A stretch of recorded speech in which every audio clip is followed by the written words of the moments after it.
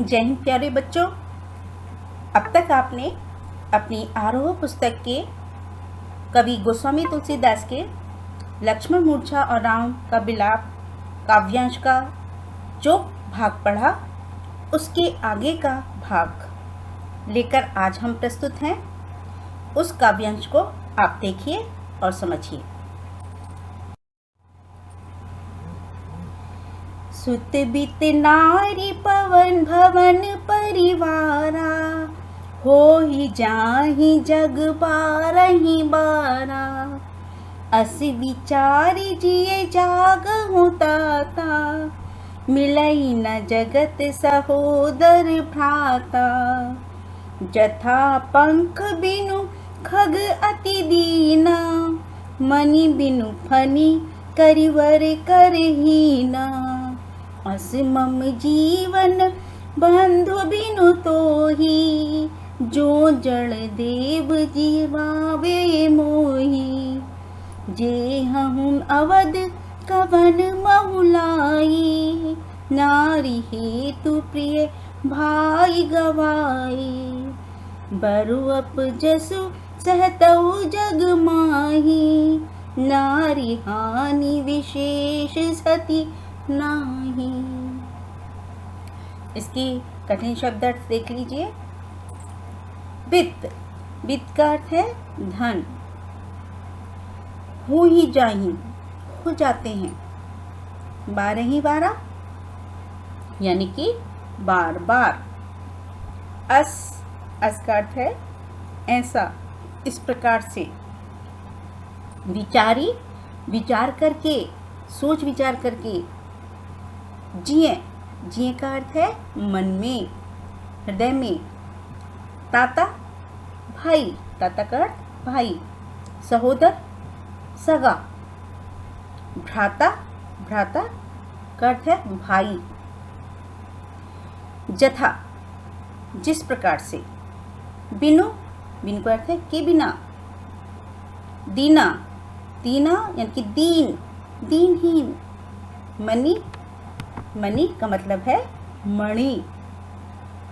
Funny, fun वाला कौन होता है? सांप, तो सांप का फन। करीबर, करीबर का अर्थ है हाथी। कर, हाथी का हाथ, कर माने हाथ होता है, तो यहाँ पर कर से अभिप्राय क्या है? सूंड। हाथी की सूंड ही उसका हाथ आदि का सब काम करती है। हीना, हीना मतलब के बिना, रहित, अभाव में। अस, अस का अर्थ ऐसा।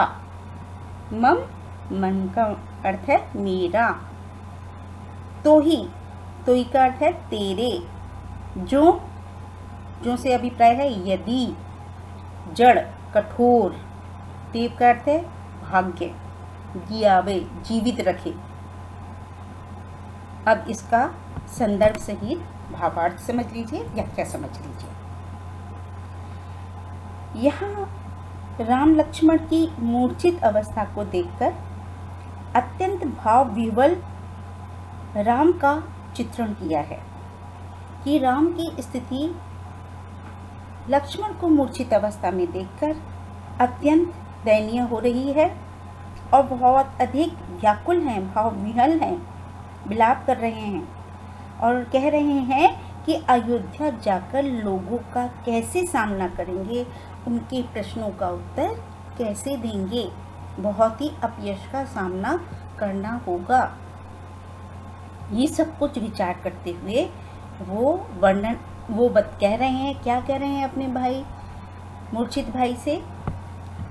सुत बित नारी भवन परिवारा, होई जाहि बा जग बारहि बारा। कि राम विलाप करते हुए कहते हैं कि सुत यानी कि पुत्र, बित यानी कि धन, नारी यानी कि स्त्री, भवन यानी कि घर, और परिवार, परिवार कि ये सब, हे भाई, ये सब कि पुत्र, धन, स्त्री, घर तथा परिवार, ये सब तो संसार में बार बार मिल सकते हैं, बार बार हो सकते हैं। और मिले ही न जगत सोदर भ्राता, लेकिन तुम जैसा प्रेम करने वाला, आदर सम्मान देने वाला, ध्यान रखने वाला ऐसा सगा भाई मिलना मुश्किल है, असंभव है।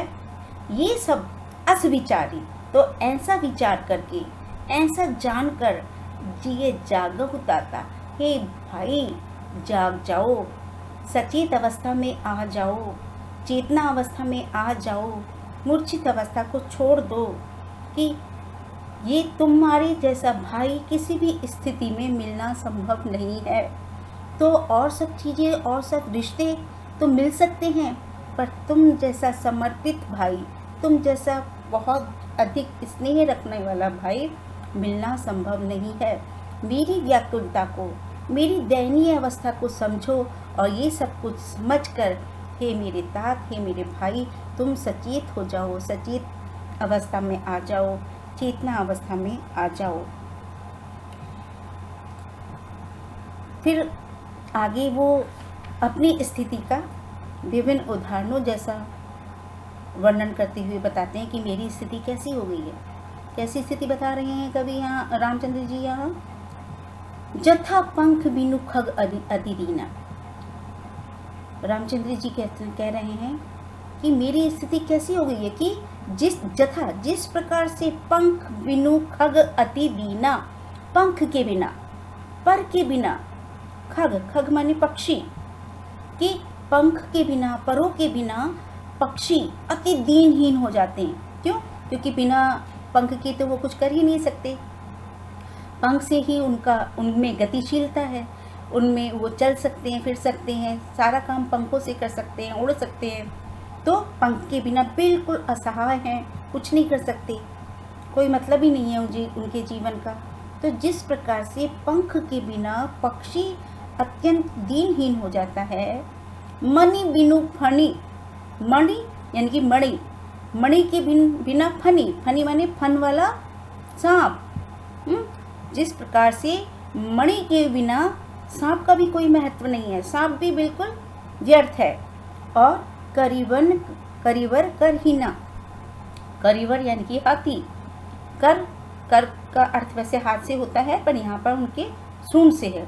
और जो हाथी बिना सूंड के, क्योंकि सूंड ही हाथी की सारे काम करती है, हाथ वाला काम करती है, सब कुछ उठाने वाला काम करती है। तो मणि के बिना सांप और सूंड के बिना हाथी की जैसी स्थिति हो जाती है, जैसे व्यर्थ हैं, उनका जीवन व्यर्थ है। और पक्षी के बिना, पंख के बिना पक्षी का जीवन जिस तरह से व्यर्थ है, असमम जीवन बंधु बिनु तोई, इसी प्रकार से मेरा जीवन भी हे भाई, हे बंधु, तुम्हारे बिना है, तुम्हारे बिना मेरा जीवन बिल्कुल व्यर्थ है। मेरा जीवन में कुछ भी मतलब नहीं रह जाता है।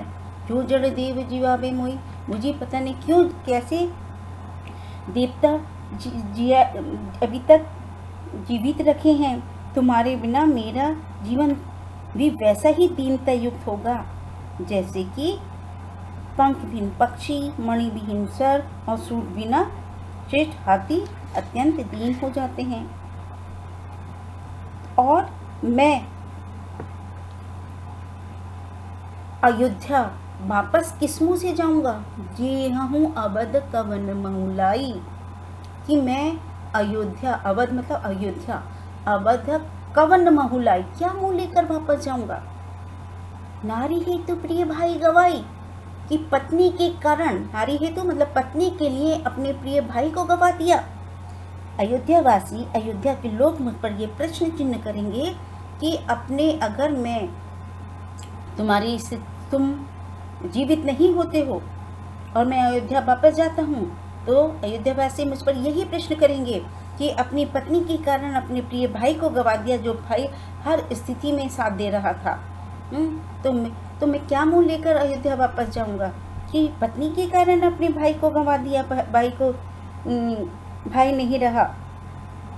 तो बरु अपजस सहित जग माही, बहुत ज़्यादा बरु अपजस, अपजस अपयश, मैं हर तरह का अपशब्द सह सकता हूँ, सब मैं संसार में ये अपयश कि राम वीर पुरुष नहीं है जो अपनी स्त्री को भी गवा बैठे, भले ही सह लेता लेकिन तुम्हारी हानि कैसे सहूं, क्योंकि इस हानि को देखते हुए स्त्री की हानि कोई विशेष हानि नहीं है।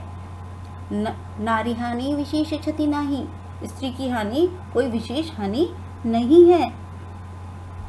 वस्तुतः राम का यह विलाप एवं दुख की अवस्था में उनके द्वारा कही गई बातें एकदम स्वाभाविक हैं। लक्ष्मण उनके छोटे भाई थे, अनुज थे। उन्होंने राम की सेवा और सहायता करने के उद्देश्य से अपने सारे सुखों का परित्याग कर राम के साथ बन जाना स्वीकार किया था। स्वयं ही सहर्ष ही बिना किसी की कहे वो राम के साथ वन को चल दिए थे। लक्ष्मण के इस त्याग के प्रति कृतज्ञता का प्रदर्शन तथा छोटे भाई को पत्नी से अधिक प्रेम एवं स्नेह देना राम के चरित्र को मानव जाति के इतिहास में आदर्श एवं प्रेरणापद बनाता है।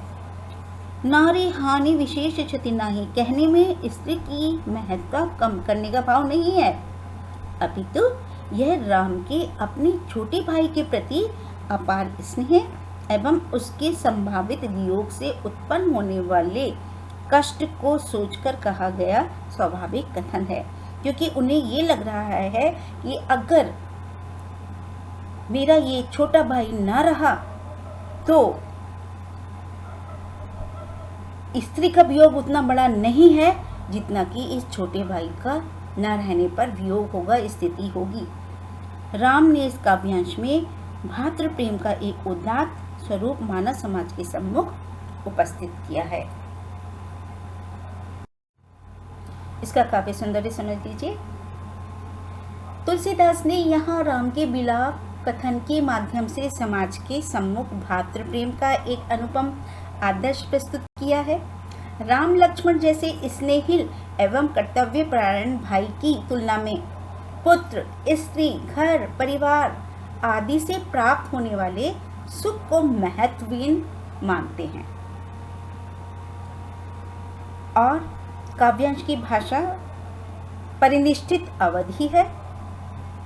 कवि ने भावाभिव्यक्ति के लिए इस भाषा के प्रसिद्ध छंद चौपाई का चुनाव किया है और चौपाई बहुत ही सुंदर अनेक तर्जों में गाई जा सकती है।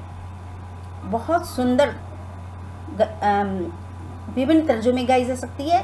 तो इसको देखते हुए हम क्या कह सकते हैं कि इसमें गेयता का गुण विद्यमान है, इसमें संगीतात्मकता है।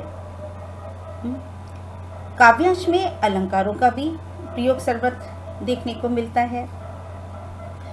काव्यांश में चित्रात्मक शैली है। क्यों? क्योंकि जिस तरह से राम विलाप कर रहे हैं उन शब्दों को पढ़कर सुनकर हमारे सामने वो दृश्य उपस्थित हो जाता है। तो वो चित्र उपस्थित हो रहा है तो चित्रात्मक शैली है। इसी तरह से वो दृश्य उपस्थित हो रहा है तो यहाँ पर बिंब, दृश्य बिंब भी है कि राम के विलाप करते हुए का दृश्य हमारी आंखों के सामने आ रहा है। तो दृश्य बिंब भी है और रस हो जाएगा। कौन सा रस बच्चों? यहाँ पर आ जाएगा करुण रस। क्यों? क्योंकि यहाँ पर राम की करुणाजनक स्थिति का वर्णन हो रहा है, जो कि वो लक्ष्मण के मूर्छित होने पर विलाप कर रहे हैं। तो उनकी करुणा का भाव सामने आ रहा है। तो इसमें करुण रस का भी देखने को मिलता है। अब अर्थग्रहण संबंधित प्रश्न भी देख लीजिए। पहला प्रश्न है, लक्ष्मण के बिना राम अपनी दशा की तुलना किससे करते हैं? तो इसका उत्तर होगा, लक्ष्मण के बिना राम अपनी स्थिति की तुलना पंख विहीन पक्षी, मणि विहीन सूर्य और सूंड विहीन हाथी से करते हैं। जिस प्रकार ये जीव वर्णित अंगों के अभाव में महत्वहीन एवं निस्तेज हो जाते हैं, वैसे ही लक्ष्मण के बिना राम स्वयं को दीन, शक्तिहीन एवं निस्तेज अनुभव करते हैं। दूसरा प्रश्न, जेहो अवध कवन महु लाई, ऐसा राम ने क्यों कहा है? उत्तर होगा, जेहो अवध कवन महु लाई, राम के इस विलाप कथन का अर्थ यह है कि यदि लक्ष्मण की मृत्यु हो जाती है तो वे समाज में अयोध्या में कौन सा मुंह लेकर जाएंगे, किस मुंह से जाएंगे? क्योंकि लोक मान्यता तो यह है कि बड़ा भाई छोटे भाई की रक्षा करता है, ध्यान रखता है, जो कि राम कर नहीं सके, मैं कर नहीं सका। लोगों के प्रश्नों का उत्तर मैं कैसे दूंगा? वस्तुतः राम लक्ष्मण की मूर्छा को स्वयं के लिए अत्यंत दीन एवं लज्जाजनक स्थिति मानते हैं।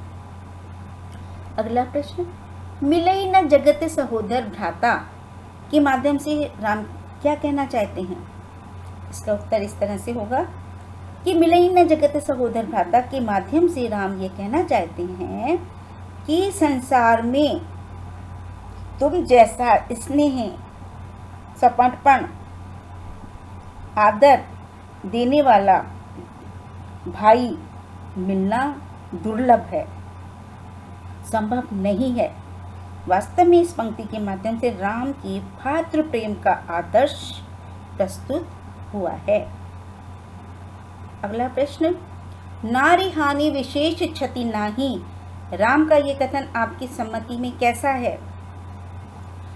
उत्तर इस तरह से हो सकता है, नारी हानि विशेष क्षति नाही कथन में प्रिय के वियोग से उत्पन्न शोक और करुणा की स्थिति में कहा गया स्वाभाविक वार्तालाप है। दुख की स्थिति में वस्तुतः बिछड़ने वाला ही मनुष्य के लिए तात्कालिक रूप से सबसे ज्यादा महत्वपूर्ण हो जाता है। अतः इससे नारी के प्रति राम का निम्न दृष्टिकोण नहीं, अपितु लक्ष्मण का उनके लिए विशेष महत्व प्रदर्शित होता है। भाई को उन्होंने विशेष महत्व दिया है। नारी के लिए, पत्नी के लिए कम महत्व नहीं है, लेकिन यहाँ पर भाई को उन्होंने ऊपर रखा है। सौंदर्य बोध संबंधित प्रश्न भी देख लीजिए। पहला प्रश्न है, काव्यांश के भाव सौंदर्य को स्पष्ट कीजिए। तो इसका उत्तर इस तरह से होगा, काव्यांश में वर्णित राम का विलाप पाठक के मन में करुणा उत्पन्न करने वाला है। निज संबंधों में इस प्रकार की आत्मीयता एवं प्रेम आज के समाज से विलुप्त हो गया है, समाप्त हो गया है। ऐसी स्थिति में राम का अपने भाई के प्रति अपार स्नेह प्रदर्शन वर्तमान समाज के लिए प्रेरणा स्रोत बन सकता है। राम जिस प्रकार विक्षिप्त मनोदशा के वशीभूत होकर करुण विलाप करते हैं, उससे हृदय द्रवित हो जाता है और उनके प्रति एक असीम श्रद्धा उत्पन्न होती है।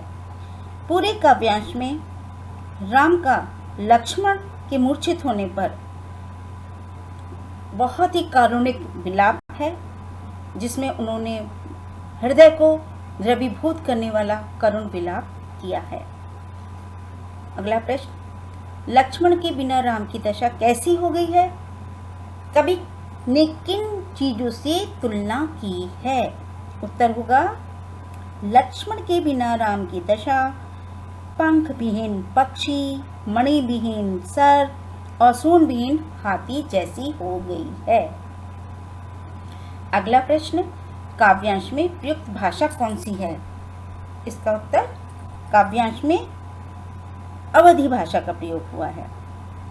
और इसके साथ में ये भी बता दूं बच्चों कि इसमें चौपाई छंद है और करुण रस की मार्मिक अभिव्यक्ति है। बच्चों, आपको ये काव्यांश समझ में आया होगा। यदि इसमें कुछ भी कठिनाई लगी हो तो वो आप अवश्य पूछें और मैं आपकी कठिनाई का समाधान करूंगी। धन्यवाद, बहुत बहुत धन्यवाद।